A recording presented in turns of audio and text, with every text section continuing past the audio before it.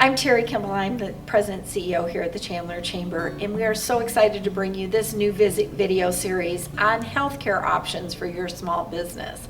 And today I have with me, joining me, Shelly Winson with True Choice Benefits. Shelly, thank you so much for being here.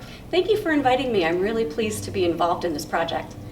Shelly, I'm hearing a lot about these self-funded programs. What are they, and are they a benefit?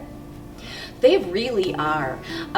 In the past, it was only the largest employers that could enjoy the advantages of having a self-funded plan instead of a fully insured plan. But over the past several years, we've had many carriers and administrators that have offered self-funded plan options, sometimes called level-funded plan options, to businesses with as few as 2 employees. The nice thing about these new programs is that the ultimate risk is the same for an employer as if you had a fully insured plan. So you're going to be responsible for paying the premium every month, and in a bad claims year when every employee has lots of claims, that's your ultimate liability. It's just the premium that you paid. But in a good year, if you're on a fully insured health plan, the health insurance company is going to keep the profit.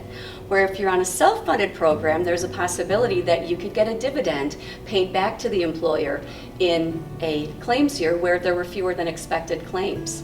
In fact, I had one small customer that just received a dividend of about $1,300 and decided that instead of keeping it as an employer, they were going to divvy it up among the employees that were covered on the plan to help them cover what they had paid toward the premium.